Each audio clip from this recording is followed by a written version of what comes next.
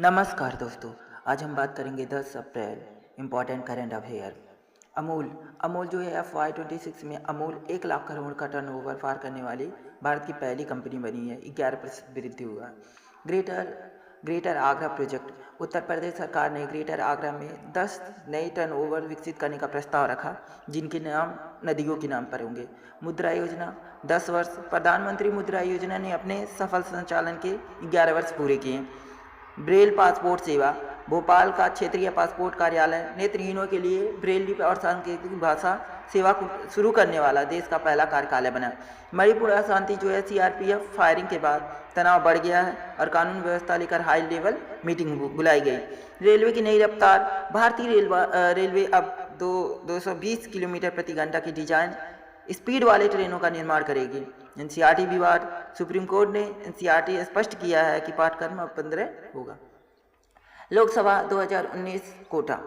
PM Modi ने 33% महिलाओं को प्रभावी बनाने के लिए महिलाओं को जागरूक करने की अपील की है। सिक्किम भूस्खलन सेना ने उत्तरीय सिक्किम में फंसे 135 पासपोर्ट को पर्यटकों को सुरक्षित निकाला।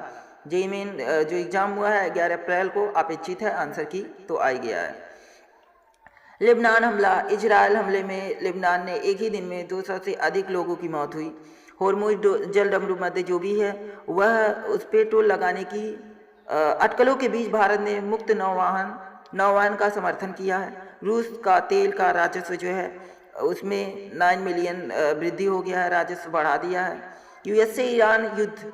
डोनाल्ड ट्रंप ने ईरान के साथ 2 हफ्ते के लिए सीज फायर किया। विश्व होम्योपैथिक दिवस 10 अप्रैल को दुनिया भर में मनाया जाता है।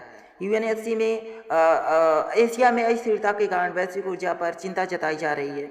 इजरायल का पाकिस्तान को ये जो युद्ध विराम के लिए इनकार कर दिया, मध्यस्थता जो कहा है वह इसको इनकार किया।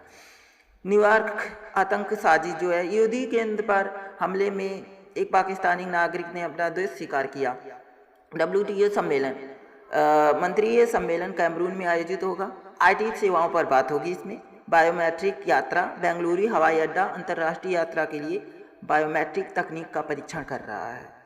इसके बाद से गुजरात कोऑपरेटिव मिल्क फेडरेशन राजस्व जो है 73,450 करोड़ तक पहुंचा दिया है।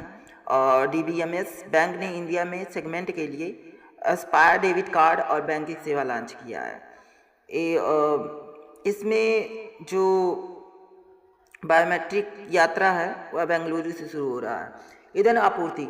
भारतीय से तेल रिफाइनरी ने होर्मुज संकट के कारण शटडाउन टाल दिया ताकि ईंधन की कमी ना हो।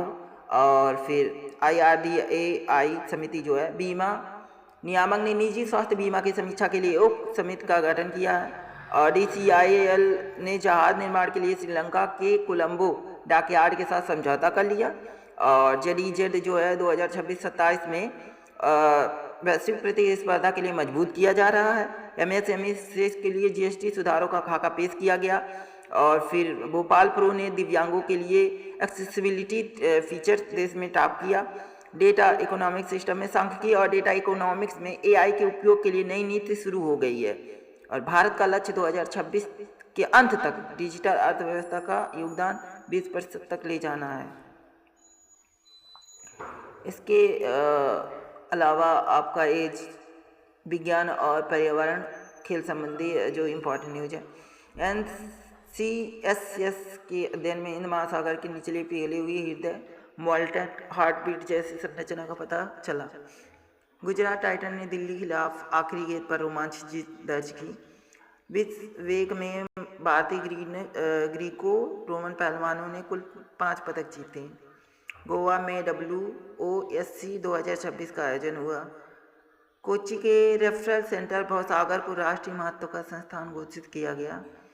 PV सिंधु और प्रणय एशिया चैंपियन से बाहर हो गए हैं।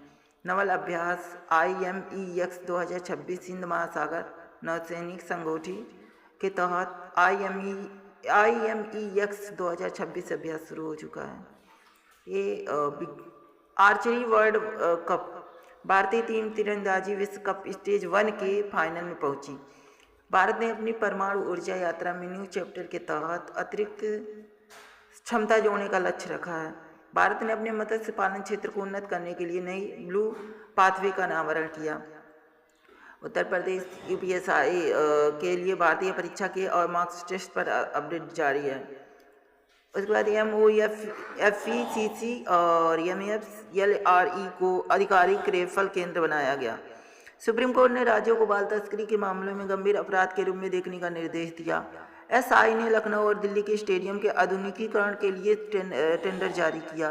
सामाजिक कल्याण के लिए जन विश्वास संशोधन विधेयक संसद में पेश किया जा रहा है। ये है इम्पोर्टेंट न्यूज 10 अप्रैल की।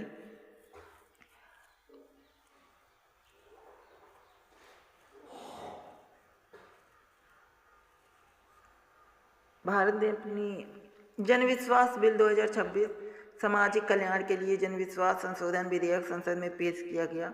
सरकार ने सांस्कृतिक आदान प्रदान के लिए युवा संगम के नए चरण की शुरुआत की। 2026 की थीम है वन्यजीव संरक्षण और तकनीक पर केंद्रित। NSF की स्थापना national centre of the art science studies ने अपनी स्थापना 13 वर्ष पूरा किए। नक्सल मुक्त भारत। गृह मंत्रालय ने पिछले दशकों में वामपंथी उग्र में 70% कमी का डेटा जारी किया। और जल खेल महोत्सव। श्रीनगर की जल झील में खेलो इंडिया वाटर स्पोर्ट फेस्टिवल का आयोजन शुरू किया। और अमूल ने 1 करोड़ से 1 लाख करोड़ का टर्नओवर पार कर